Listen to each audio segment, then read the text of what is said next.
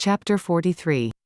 Elizabeth, as they drove along, watched for the first appearance of Pemberley Woods with some perturbation, and when at length they turned in at the lodge, her spirits were in a high flutter. The park was very large, and contained great variety of ground.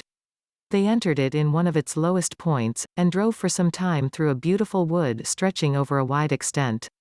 Elizabeth's mind was too full for conversation, but she saw and admired every remarkable spot and point of view.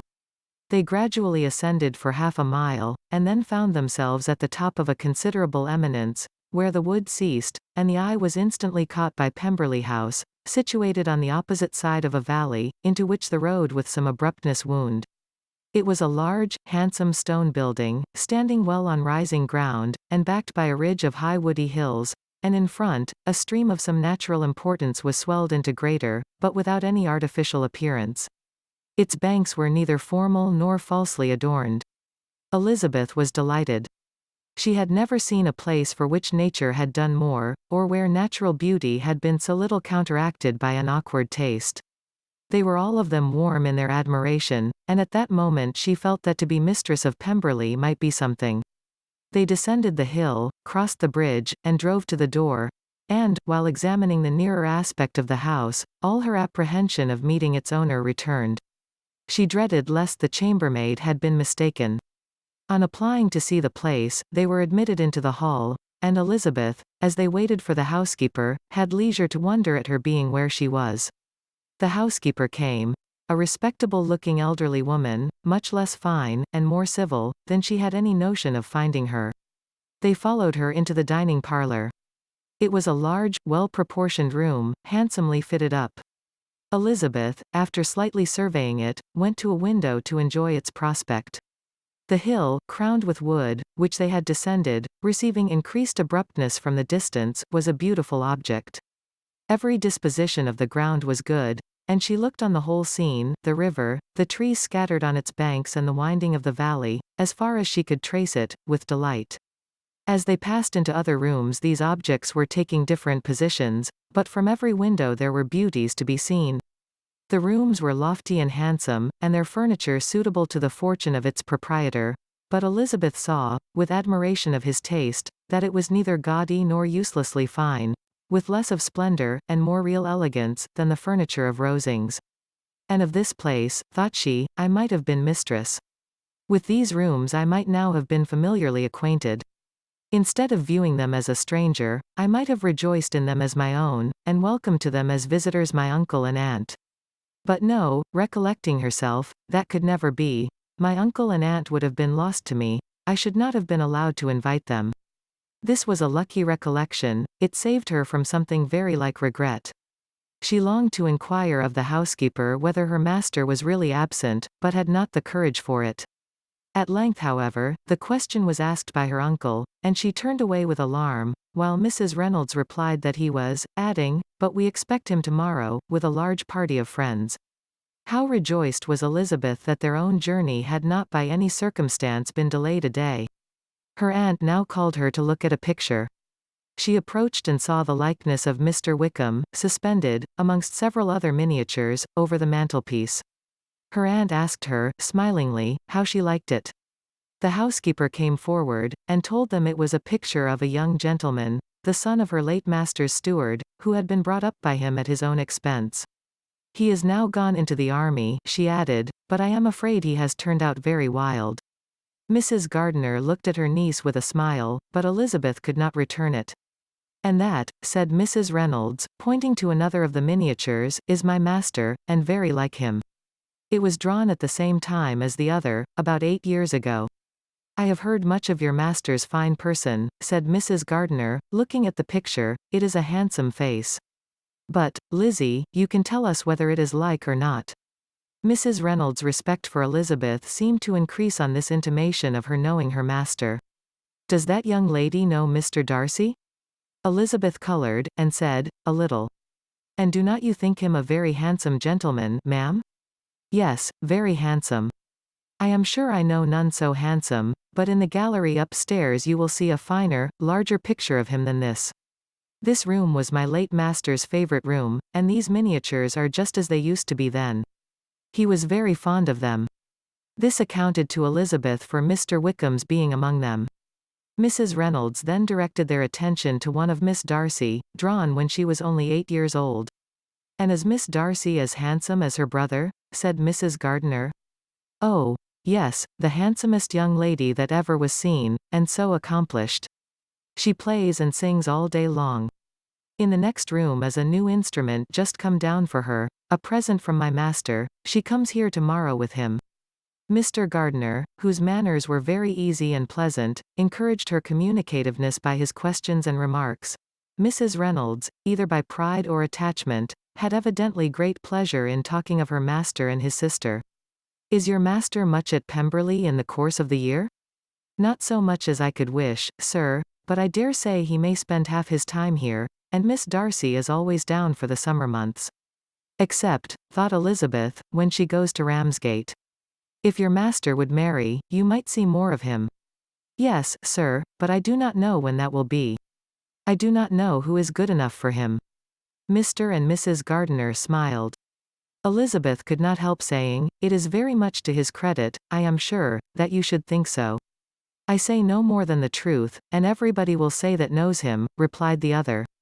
Elizabeth thought this was going pretty far, and she listened with increasing astonishment as the housekeeper added, "I have never known a cross word from him in my life, and I have known him ever since he was 4 years old." This was praise, of all others most extraordinary, most opposite to her ideas. That he was not a good-tempered man had been her firmest opinion. Her keenest attention was awakened, she longed to hear more, and was grateful to her uncle for saying, "There are very few people of whom so much can be said. You are lucky in having such a master." "Yes, sir, I know I am. If I were to go through the world, I could not meet with a better. But I have always observed, that they who are good-natured when children, are good-natured when they grow up, and he was always the sweetest-tempered, most generous-hearted boy in the world." Elizabeth almost stared at her. "Can this be Mr. Darcy?" thought she. "His father was an excellent man," said Mrs. Gardiner. "Yes, ma'am, that he was indeed, and his son will be just like him, just as affable to the poor." Elizabeth listened, wondered, doubted, and was impatient for more. Mrs. Reynolds could interest her on no other point. She related the subjects of the pictures, the dimensions of the rooms, and the price of the furniture, in vain. Mr. Gardiner, highly amused by the kind of family prejudice to which he attributed her excessive commendation of her master, soon led again to the subject, and she dwelt with energy on his many merits as they proceeded together up the great staircase. "He is the best landlord, and the best master," said she, "that ever lived. Not like the wild young men nowadays, who think of nothing but themselves. There is not one of his tenants or servants but will give him a good name. Some people call him proud, but I am sure I never saw anything of it. To my fancy, it is only because he does not rattle away like other young men. In what an amiable light does this place him," thought Elizabeth. "This fine account of him," whispered her aunt as they walked, "is not quite consistent with his behavior to our poor friend.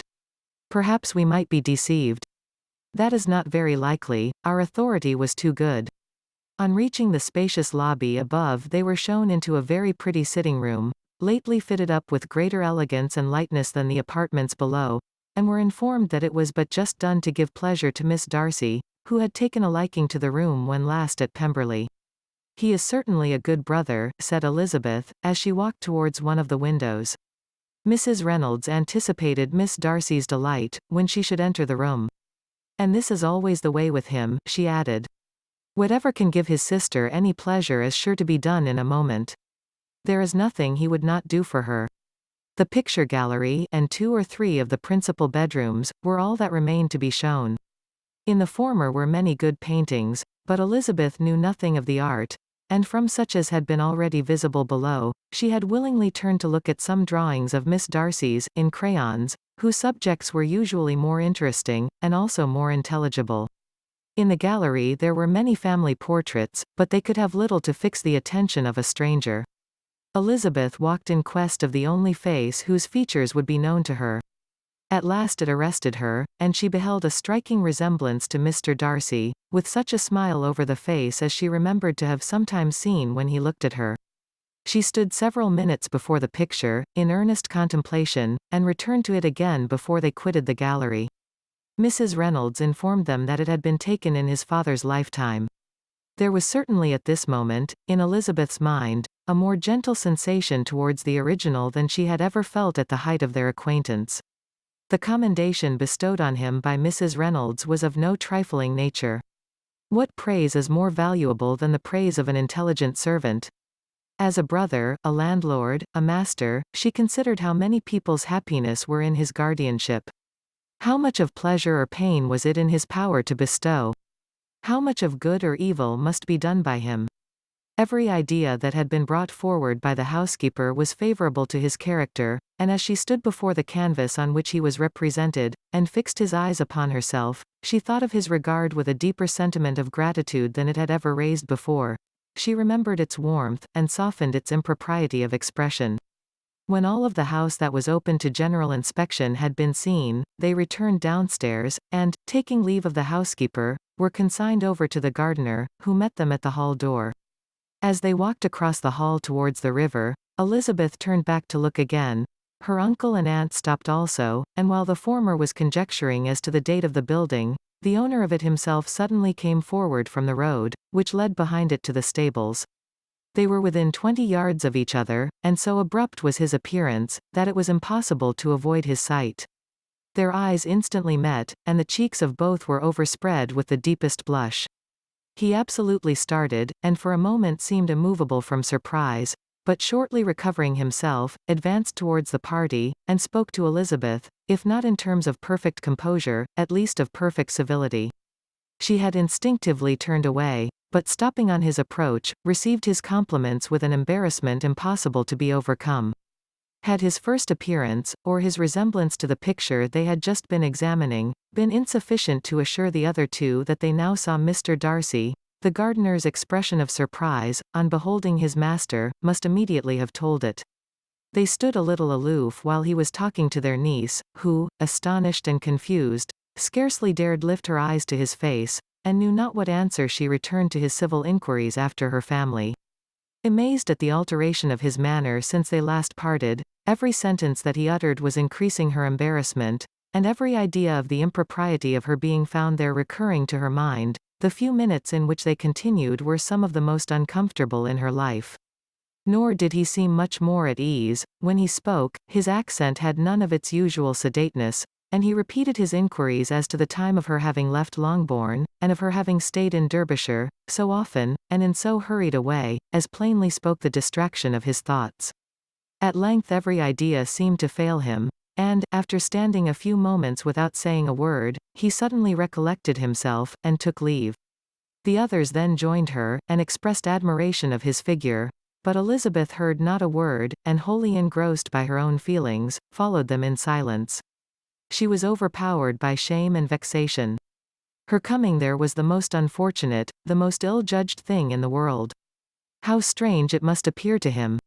In what a disgraceful light might it not strike so vain a man! It might seem as if she had purposely thrown herself in his way again. Oh, why did she come? Or, why did he thus come a day before he was expected? Had they been only 10 minutes sooner, they should have been beyond the reach of his discrimination, for it was plain that he was that moment arrived, that moment alighted from his horse or his carriage. She blushed again and again over the perverseness of the meeting. And his behavior, so strikingly altered, what could it mean? That he should even speak to her was amazing. But to speak with such civility, to inquire after her family. Never in her life had she seen his manners so little dignified, never had he spoken with such gentleness as on this unexpected meeting. What a contrast did it offer to his last address in Rosings Park, when he put his letter into her hand. She knew not what to think, or how to account for it. They had now entered a beautiful walk by the side of the water, and every step was bringing forward a nobler fall of ground, or a finer reach of the woods to which they were approaching, but it was some time before Elizabeth was sensible of any of it, and, though she answered mechanically to the repeated appeals of her uncle and aunt, and seemed to direct her eyes to such objects as they pointed out, she distinguished no part of the scene. Her thoughts were all fixed on that one spot of Pemberley House, whichever it might be, where Mr. Darcy then was. She longed to know what at the moment was passing in his mind, in what manner he thought of her, and whether, in defiance of everything, she was still dear to him. Perhaps he had been civil only because he felt himself at ease, yet there had been that in his voice which was not like ease. Whether he had felt more of pain or of pleasure in seeing her she could not tell, but he certainly had not seen her with composure. At length, however, the remarks of her companions on her absence of mind aroused her, and she felt the necessity of appearing more like herself. They entered the woods, and bidding adieu to the river for a while, ascended some of the higher grounds, when, in spots where the opening of the trees gave the eye power to wander, were many charming views of the valley, the opposite hills, with the long range of woods overspreading many, and occasionally part of the stream. Mr. Gardiner expressed a wish of going round the whole park, but feared it might be beyond a walk. With a triumphant smile they were told that it was 10 miles round. It settled the matter, and they pursued the accustomed circuit, which brought them again, after some time, in a descent among hanging woods, to the edge of the water, and one of its narrowest parts. They crossed it by a simple bridge, in character with the general air of the scene. It was a spot less adorned than any they had yet visited, and the valley, here contracted into a glen, allowed room only for the stream, and a narrow walk amidst the rough coppice wood which bordered it. Elizabeth longed to explore its windings, but when they had crossed the bridge, and perceived their distance from the house, Mrs. Gardiner, who was not a great walker, could go no farther, and thought only of returning to the carriage as quickly as possible. Her niece was, therefore, obliged to submit, and they took their way towards the house on the opposite side of the river, in the nearest direction, but their progress was slow, for Mr. Gardiner, though seldom able to indulge the taste, was very fond of fishing, and was so much engaged in watching the occasional appearance of some trout in the water, and talking to the man about them, that he advanced but little. Whilst wandering on in this slow manner, they were again surprised, and Elizabeth's astonishment was quite equal to what it had been at first, by the sight of Mr. Darcy approaching them, and at no great distance. The walk here being less sheltered than on the other side, allowed them to see him before they met. Elizabeth, however astonished, was at least more prepared for an interview than before, and resolved to appear and to speak with calmness, if he really intended to meet them. For a few moments, indeed, she felt that he would probably strike into some other path. The idea lasted while a turning in the walk concealed him from their view. The turning past, he was immediately before them. With a glance, she saw that he had lost none of his recent civility, and, to imitate his politeness, she began, as they met, to admire the beauty of the place, but she had not got beyond the words, delightful, and charming, when some unlucky recollections obtruded, and she fancied that praise of Pemberley from her might be mischievously construed. Her colour changed, and she said no more. Mrs. Gardiner was standing a little behind, and on her pausing, he asked her if she would do him the honour of introducing him to her friends. This was a stroke of civility for which she was quite unprepared, and she could hardly suppress a smile at his being now seeking the acquaintance of some of those very people against whom his pride had revolted in his offer to herself. What will be his surprise, thought she, when he knows who they are? He takes them now for people of fashion. The introduction, however, was immediately made, and as she named their relationship to herself, she stole a sly look at him, to see how he bore it, and was not without the expectation of his decamping as fast as he could from such disgraceful companions. That he was surprised by the connection was evident. He sustained it, however, with fortitude, and so far from going away, turned his back with them, and entered into conversation with Mr. Gardiner. Elizabeth could not but be pleased, could not but triumph. It was consoling that he should know she had some relations for whom there was no need to blush. She listened most attentively to all that passed between them, and gloried in every expression, every sentence of her uncle, which marked his intelligence, his taste, or his good manners. The conversation soon turned upon fishing, and she heard Mr. Darcy invite him, with the greatest civility, to fish there as often as he chose while he continued in the neighbourhood, offering at the same time to supply him with fishing tackle, and pointing out those parts of the stream where there was usually most sport. Mrs. Gardiner, who was walking arm in arm with Elizabeth, gave her a look expressive of wonder. Elizabeth said nothing, but it gratified her exceedingly. The compliment must be all for herself. Her astonishment, however, was extreme, and continually was she repeating, "Why is he so altered? From what can it proceed?" It cannot be for me, it cannot be for my sake that his manners are thus softened. My reproofs at Hunsford could not work such a change as this. It is impossible that he should still love me. After walking some time in this way, the two ladies in front, the two gentlemen behind, on resuming their places, after descending to the brink of the river for the better inspection of some curious water plant, there chanced to be a little alteration. It originated in Mrs. Gardiner, who, fatigued by the exercise of the morning, found Elizabeth's arm inadequate to her support, and consequently preferred her husband's. Mr. Darcy took her place by her niece, and they walked on together. After a short silence, the lady first spoke. She wished him to know that she had been assured of his absence before she came to the place, and accordingly began by observing, that his arrival had been very unexpected, for your housekeeper, she added, informed us that you would certainly not be here till tomorrow, and indeed, before we left Bakewell, we understood that you were not immediately expected in the country. He acknowledged the truth of it all, and said that business with his steward had occasioned his coming forward a few hours before the rest of the party with whom he had been traveling. They will join me early tomorrow, he continued, and among them are some who will claim an acquaintance with you, Mr. Bingley and his sisters. Elizabeth answered only by a slight bow. Her thoughts were instantly driven back to the time when Mr. Bingley's name had been the last mentioned between them, and, if she might judge by his complexion, his mind was not very differently engaged. There is also one other person in the party, he continued after a pause, who more particularly wishes to be known to you. Will you allow me, or do I ask too much, to introduce my sister to your acquaintance during your stay at Lambton? The surprise of such an application was great indeed, it was too great for her to know in what manner she acceded to it. She immediately felt that whatever desire Miss Darcy might have of being acquainted with her must be the work of her brother, and, without looking farther, it was satisfactory. It was gratifying to know that his resentment had not made him think really ill of her. They now walked on in silence, each of them deep in thought. Elizabeth was not comfortable, that was impossible, but she was flattered and pleased. His wish of introducing his sister to her was a compliment of the highest kind. They soon outstripped the others, and when they had reached the carriage, Mr. and Mrs. Gardiner were half a quarter of a mile behind. He then asked her to walk into the house, but she declared herself not tired, and they stood together on the lawn. At such a time much might have been said, and silence was very awkward. She wanted to talk, but there seemed to be an embargo on every subject. At last she recollected that she had been travelling, and they talked of Matlock and Dove Dale with great perseverance. Yet time and her aunt moved slowly, and her patience and her ideas were nearly worn out before the tete-a-tete was over.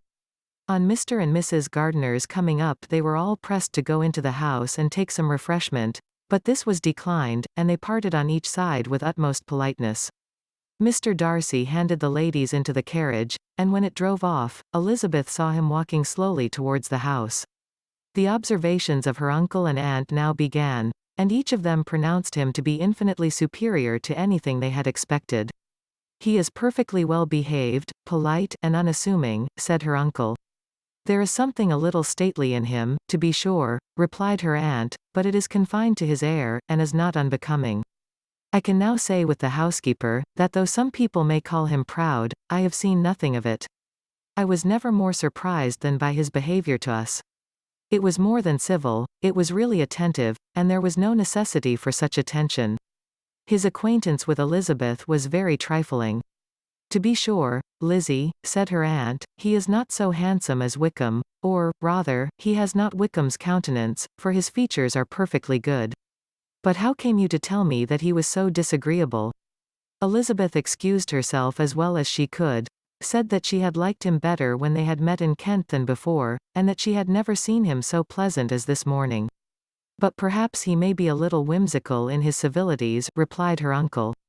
Your great men often are, and therefore I shall not take him at his word, as he might change his mind another day, and warn me off his grounds. Elizabeth felt that they had entirely misunderstood his character, but said nothing. From what we have seen of him, continued Mrs. Gardiner, I really should not have thought that he could have behaved in so cruel a way by anybody as he has done by poor Wickham. He has not an ill-natured look. On the contrary, there is something pleasing about his mouth when he speaks. and there is something of dignity in his countenance that would not give one an unfavorable idea of his heart. But, to be sure, the good lady who showed us his house did give him a most flaming character. I could hardly help laughing aloud sometimes. But he is a liberal master, I suppose, and that in the eye of a servant comprehends every virtue.